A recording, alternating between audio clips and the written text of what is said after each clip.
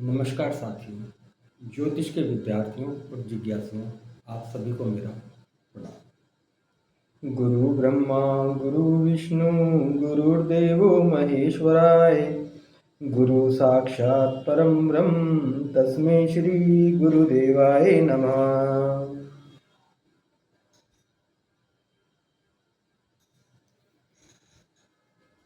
साथियों, आपका बहुत बहुत धन्यवाद मुझे प्रोत्साहित करने के लिए, मुझे लाइक करने के लिए और उन कमेंट्सों के लिए जिसमें आप कुछ और बेहतर जानना चाहते हैं, कुछ और जानकारी जानना चाहते हैं। प्रयास करूंगा आपके द्वारा पूछी गई जानकारी आप तक ज़रूर पहुंचे। थोड़ा सा समय अवश्य लगता है, लेकिन यकीनन आपके प्रश्नों का उत्तर देने का पूर्ण प्रयास करूंगा और पूर्णतः स्पष्ट रूप से उत्तर देने का प्रयास करूंगा। फिर से चर्चा शुरू करते हैं अपने पसंदीदा विषय ज्योतिष पर। शुरुआत वहीं से जहाँ से हमेशा होती है। 9 ग्रह, 12 भाव, 12 राशियाँ, 27 नक्षत्र, सभी के परस्पर संबंध, युति, दृष्टि, स्थान, परिवर्तन। सभी राशियाँ शुभ, सभी राशियाँ अशुभ, सभी ग्रह शुभ, सभी ग्रह अशुभ, योग शुभ या अशुभ। 10 महत्वपूर्ण बातें जिनको हम 10 महत्वपूर्ण स्तंभ भी कह सकते हैं, जिन पर हम इस पूरी चर्चा को लेकर के चलते हैं। इन्हीं को आधार बना करके एक इमारत जो खड़ी होगी, उसमें और बहुत सारी चीज़ें होंगी, छोटे छोटे से और स्तंभ होंगे, लेकिन ये प्रमुख स्तंभ हैं जिनको हमें हमेशा याद रखना है। 9 ग्रह, 7 + 2, 12 भाव, 12 राशियाँ, 27 नक्षत्र, सभी के परस्पर संबंध, युति, दृष्टि, परिवर्तन, स्थान। सभी राशियाँ शुभ, सभी राशियाँ अशुभ, सभी ग्रह शुभ, सभी ग्रह अशुभ, सभी योग शुभ या अशुभ। और इन सभी 10 मूलभूत बिंदुओं के बीच में वह बिंदु, वह अभिकेंद्र जो इन सबको अलाइन करेगा, वो है हमारे मन का तटस्थ हो जाना, हमारी वैचारिक स्थिति का तटस्थ हो जाना। विवेचन का आधार सिर्फ और सिर्फ तटस्थता ही होता है।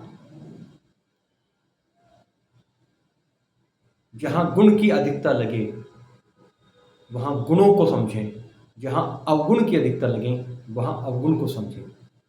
जीवन के दुख हमारे अवगुणों से ही जुड़े होते हैं, हमेशा ध्यान रखिएगा। अथवा गुणों की अति हो जाने पर भी वो अवगुण में परिवर्तित हो जाते हैं, ये भी ध्यान रखिएगा।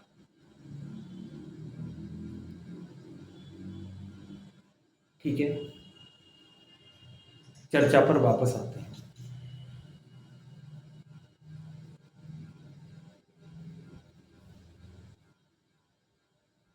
सभी ग्रहों की अपनी ऊर्जा तरंगे हैं जो अपने स्वभाव अनुसार ग्रह उत्सर्जित करते रहते हैं और जिनके प्रभावों का हम अध्ययन करते हैं किसी जातक के व्यक्तित्व पर, उसकी शारीरिक संरचना पर, उसकी मनोस्थिति पर। हम सभी ग्रहों की ऊर्जा से बंधे हुए हैं। एक नियमित समय पर सभी की हमारी अपनी अपनी दशाएं चल रही हैं। कभी विचार कीजिएगा, जो भी हमारी दशाओं का क्रम होता है, मूलतः जो दशा प्रत्यंतर में चल रही होती है, कुछ हमारी भाव स्थिति, मनोस्थिति कुछ ऐसी सी होती रहती है। आप बिल्कुल अच्छे से जानते हैं कि दशाओं का क्रम, अगर हम विश्वोत्तरी दशा की बात करें या किसी अन्य दशा की भी बात करते हैं, तो उनका क्रम चंद्रमा की स्थिति से ही आरंभ होता है। अर्थात जो वक्त गुजर रहा है उस पर हमारा मन कैसी अनुभूतियां अनुभूत कर रहा है, ये दशाओं से समझते हैं। इसीलिए लग्न कुंडली के साथ साथ हमें चंद्र कुंडली का विचार करना भी अनिवार्य है।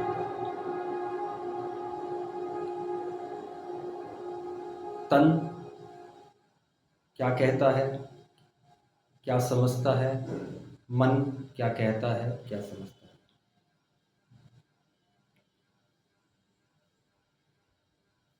इसी क्रम में मैं उसी पहले भाव से शुरू करता हूँ जहाँ पिछली वीडियो में हम रुके थे। प्रथम भाव, जातक की शारीरिक संरचना। प्रत्येक जातक की शारीरिक संरचना पर किसका प्रभाव है? मूलतः माता या पिता, अथवा माता के परिजन अथवा पिता के परिजन। हमारे बड़े बुजुर्ग कहते हैं कि परिवार का बच्चा परिवार पर ही जाएगा, अर्थात उसकी पर्सनैलिटी में ऐसा होगा। दूसरा, हमारी माताएं बहनें जब गर्भवती होती हैं तो जैसे उनके विचार उनके मन में आते रहते हैं, एक वो पर्सनैलिटी भी उस नवजात शिशु या उस अस्तित्व ले रही देह में रूपांतरण करते रहते हैं। इसीलिए हमारे घरों में जब कोई महिला गर्भवती होती हैं तो उन्हें कहा जाता है ध्यान करने के लिए श्री राम के बचपन की अवस्था का, श्री कृष्ण के बचपन की अवस्था का। उस तरह के हम सुंदर सुंदर तस्वीरें उनके आसपास रखना पसंद करते हैं कि ऐसा बच्चा, ऐसी देह, ऐसा आत्मा हमारे घर में आए जो हमारे कुल का नाम रोशन करे, ऐसी प्रसिद्धि पाए जैसे श्री राम ने, जैसे श्री कृष्ण ने पाई। ऐसी सोच विचार क्षमता रखने वाली माताएं अपने गर्भ काल में अगर ईश्वर की आराधना, ईश्वर का ध्यान करते हैं, जो भी जिस प्रभाव में जो भी उनके मन का भाव है श्री कृष्ण को लेकर, श्री राम को लेकर, ऐसे गुणों का समावेश होना संभावित होता है व्यक्तित्व में। कई बार ये भी कहा गया है कि जिस किसी व्यक्ति से उनका मनस जुड़ा होता है, महिलाओं का, जैसे एक महिला का मन अपने पिता की तरफ बहुत रुझान लिए हुए होता है, और अगर उस महिला का गर्भकाल अपने ही घर में गुजरता है, अर्थात पीहर में, तो उस नवजात की शारीरिक संरचना और मनोस्थिति पर अपने ननिहाल का प्रभाव अधिक आ जाता है। ये सब लोगों से सुनी हुई बातें हैं, पढ़ी हुई बातें नहीं हैं। कभी कभी देखा भी है ऐसा, प्रयोग में भी ऐसा आया है। इसीलिए कुंडली विवेचन के लिए सर्वप्रथम प्रथम भाव, व्यक्ति, व्यक्तित्व, शारीरिक संरचना से हम आरंभ करते हैं, तो हमें विस्तृत विवेचन के लिए एक आधार मिल जाता है। लगन लग्नेश कोई भी हो, लगन में कोई भी राशि हो, वह लग्नेश जहाँ भी स्थित है उससे भाव से विचरणीय बिंदुओं से हम व्यक्ति के व्यक्तित्व के विचार को आरंभ कर सकते हैं। लग्नेश जहाँ भी स्थित हैं, उन्हें जो भी ग्रह देख रहे हैं, जो भी ग्रह उनसे युति कर रहे हैं, ऐसा ही व्यक्तित्व व्यक्ति का होता चला जाता है। लग्नेश लगन में होना बहुत अच्छा माना गया है, क्योंकि प्रत्येक लगन के लिए लग्नेश कुंडली का राजा होता है। वह जहां जाएगा अपने लिए शुभता ही लेकर के आएगा। प्राय यह माना गया है लग्नेश का लगन में होना उसके शारीरिक संरचना और व्यक्तित्व को निखार पैदा करता है। ये एक अलग बात है कि नैसर्गिक शुभ ग्रह लग्नेश है या नैसर्गिक पाप ग्रह लग्नेश है, नैसर्गिक सात्विक ग्रह लग्नेश है या नैसर्गिक तामसिक ग्रह लग्नेश है, नैसर्गिक राशि ग्रह लग्नेश है या नैसर्गिक सात्विक ग्रह, उसी के अनुरूप उसकी शारीरिक संरचना होगी ही होगी। बुध लग्नेश है तो बुध का प्रभाव, सूर्य लग्नेश है सूर्य का प्रभाव उसकी शारीरिक संरचना पर होगा ही होगा। सभी ग्रहों के कारकत्व आप अच्छे से जानते हैं, केवल उनको एक पजल की तरह जोड़ना होता है बस। और एक कहानी नहीं, एक फिल्म बन जाती है। जब हम उन छोटी छोटी कड़ियों को जोड़ना शुरू करते हैं तो हम पाते हैं कि कुंडली में एक फिल्म सी चल रही है, दिमाग में कुछ बनता चला जा रहा है। जितना गौर करते चले जाते हैं उतना दिखाई देता चला जाता है, उतना समझ में आना चला जाता है और उसको हम फिर व्यक्त करना शुरू कर देते हैं शांत होकर के। हपड़ तपड़ नहीं होनी चाहिए कुंडली विवेचन के लिए कि मैं 1 मिनट में कर दूंगा, नहीं। समय लीजिए। आप ये कहिए कि मैं प्रैक्टिशनर हूँ, मेरी प्रैक्टिस शुरू हुई है, या मैं स्टूडेंट हूँ, मैं शुरुआत कर रहा हूँ, मुझे टाइम लगेगा। क्योंकि जो व्यक्ति इन सब चीज़ों को तेज़ी से करते हैं उनके पास एक्सपर्टीज़ हैं, उनके अपने थंब रूल्स डेवलप हो गए हैं, उनके पास वर्षों का अनुभव है। कुछ सूत्र गुरुजनों से मिलते हैं, कुछ सूत्र व्यक्ति स्वयं विकसित कर लेता है, स्मार्टनेस आ जाती है। इसीलिए जिज्ञासुजन और विद्यार्थीजन समय लें, जल्दबाजी ना करें। कोई हेजिटेशन नहीं है, जिसको जल्दी है उसको छोड़ दो।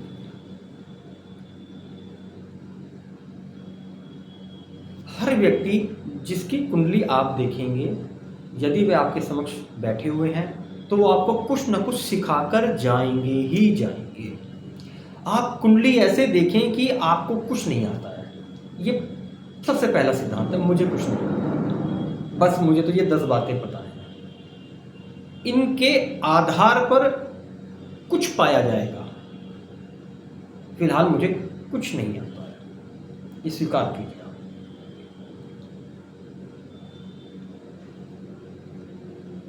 लग्नेश लगन में है, बहुत अच्छी बात, शारीरिक संरचना अच्छी है। लग्नेश ही चतुर्थेश है तो देह पर माता का प्रभाव या चंद्रमा से संबंध बन जाता है। लगन लग्नेश पर नवम नवमेश का संबंध बन जाता है, पिता सूर्य संबंध होता है, पिता जैसा सूर्य। सूर्य से पिता भी देखे जाते हैं, हमारे ताऊ जी भी देखे जाते हैं, चाचा भी देखे जाते हैं, ऐसा कहा जाता है।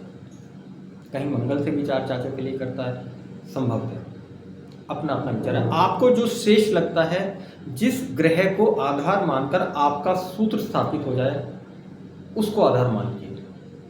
आर्गुमेंट ना कीजिए कि मैं ऐसे मानता हूँ, मैं वैसे मानता हूँ। सामने वाले जैसे मानते हैं उनका दिमाग उसी तरह से अलाइन है, उन्होंने कहीं ना कहीं एक आधार स्थापित किया और अपनी इमारत खड़ी की। लगन लग्नेश का संबंध द्वितीय भाव से हो जाता है, लग्नेश द्वितीय भाव में हो जाता है, तो हम ऐसे क्या विचार करेंगे? वह व्यक्ति अपने कुटुंब जन में प्रिय रहा होगा, उसे कुटुंब जनों का प्यार मिला होगा। बाल्यकाल अवस्था है, जन्म लेते ही हम अपने परिजनों की गोद में आते हैं।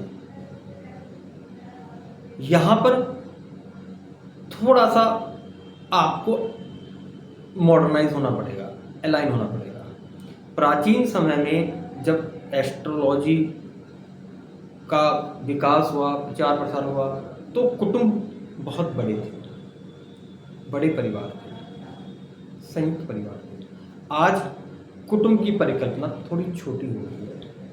आज 6 जने के परिवार को या 5 जनों के परिवार को कुटुंब मान लिया जाता है। 2 प्राणी, माता पिता, उनके 2 बच्चे और उन पिता के 2 माता पिता, अधिकतम 6 भी हो सकते हैं, और 1 बच्चा भी, तो भी कुटुंब ही है। परिवार छोटे होते जा रहे हैं। तो बच्चे ने जन्म लिया, जन्म लेते ही वो सबसे पहले अपने परिवार की गोद लिया। तो ऐसे व्यक्ति को बचपन में, जन्म के बाद अपने परिवार का बहुत लाड प्यार मिलता है, उसका बहुत झुकाव रहता है। ऐसा व्यक्ति मितव्ययी भी होता है। मितव्ययी का मतलब आप यहां से ना लीजिएगा कि द्वितीय भाव से संचित धन को देखा जाता है, वो दूसरी चीजें हैं, बाद में बात कर सकते हैं। उसमें उलझेंगे तो मूल तत्व से अपने आप को भटका देंगे। द्वितीय भाव वो संस्कार हैं जो कुटुंबजन से मिले। द्वितीय भाव वो सीखें हैं जो कुटुंबजन से मिले। द्वितीय भाव वो जीवन जीने का आधार है जो कुटुंब से हमारे अंदर है, जो हमने सबसे पहले सीखना शुरू किया, वो द्वितीय भाव है। तो ऐसा व्यक्ति थोड़ा सा कंजूस होता है। जो उसके पास पारिवारिक संपत्ति है, संस्कार, सीख, वो आसानी से खर्च नहीं कर जाता। उसी में हम द्रव्य को और जोड़ सकते हैं। क्या दिक्कत है? मितव्ययी है, जरूरत है तो खर्च कर रहा है, उसका लाइफ स्टाइल है, हो वो इसलिए हुआ है, क्या पता उसके जन्म से पहले परिवार ने, कुटुंब ने जीवन में बड़ी चुनौतियां सही, कहीं स्टैब्लिश हुए, अब उस बच्चे का जन्म हुआ, तो उन्होंने उस बच्चे को ऐसे ढाला कि आपको ध्यान रखना है, ज़्यादा खर्च नहीं करना है, या सोच विचार कर खर्च करना है। ऐसी मनोस्थिति उसकी होती चली गई।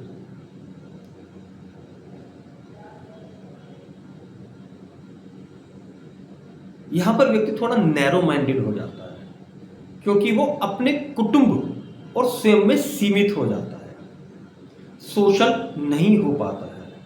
मैं, मेरा परिवार, मेरे रिश्तेदार, यहां पर हो जाता है। हर भाव कुछ शुभ बातें बताता है और कुछ ऐसी बातें जो शुभ नहीं है, लेकिन वो अशुभ है ये नहीं है। इसको ऐसे समझिए कि एक हमने कुछ सुना, वो सच नहीं लगा, लेकिन जरूरी नहीं है वो झूठ हो, उसने झूठ नहीं बोला। ये ना मानिए कि जो सच नहीं है वो झूठ ही है, नहीं, वो झूठ नहीं बोल पा रहा था, वो चुप या पूरा सत्य नहीं कह पाया। कोई हमें पसंद नहीं है, इसका मतलब ये नहीं है कि वह नापसंद भी है। समझिएगा बात।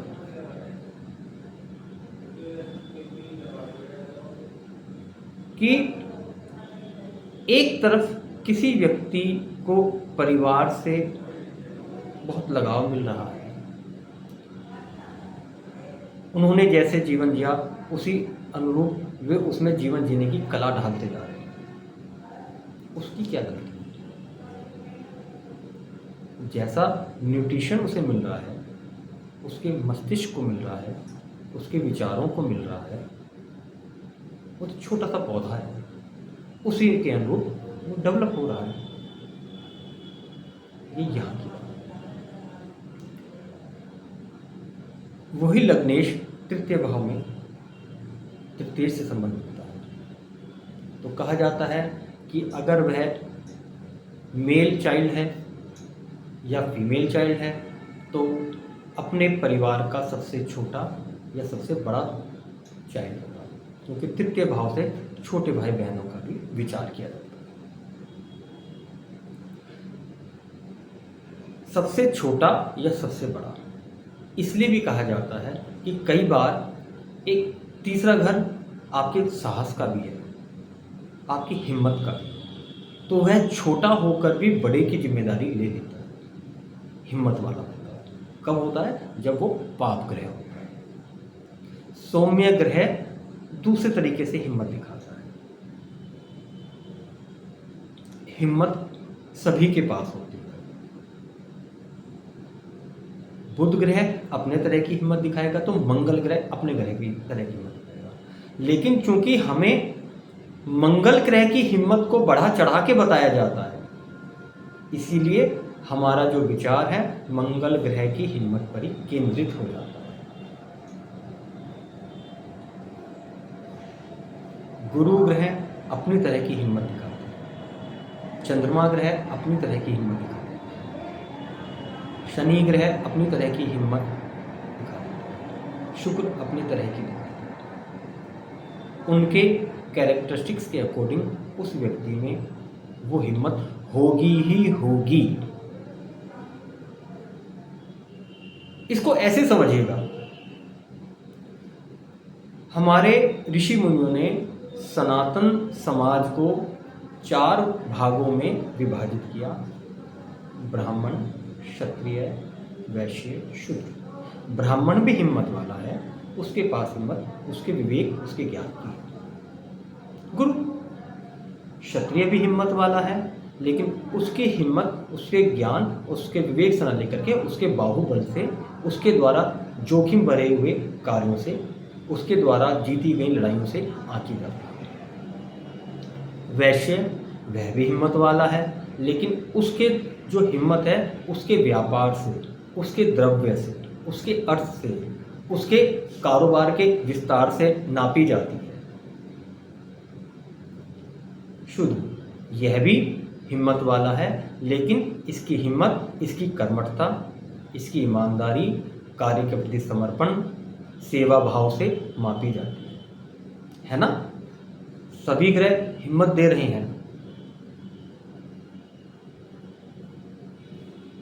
लेकिन अपने अपने तरह से।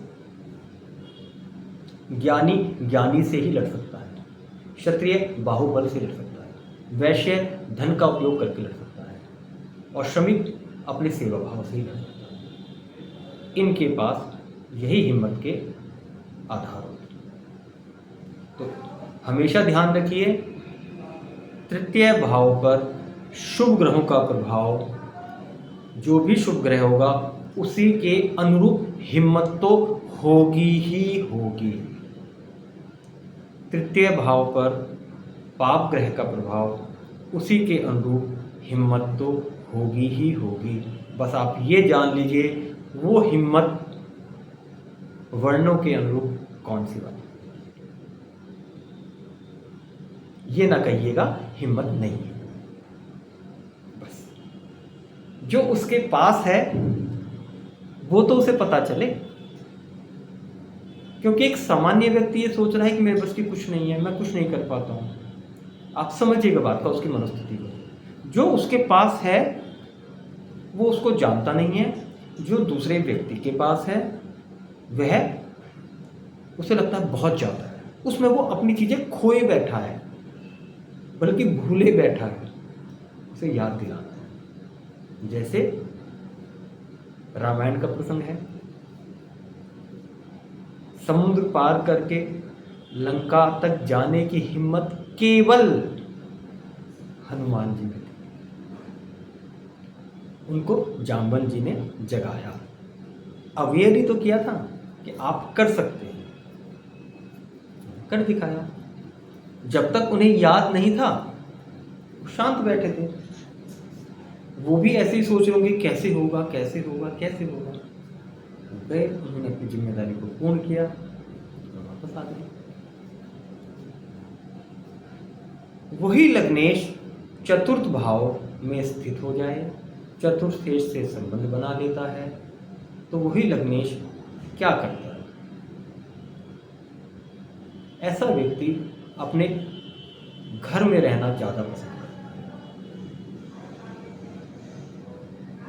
है। नौकरी करेगा या व्यापार करेगा, घर वापस आने के बाद बाहर नहीं जाता।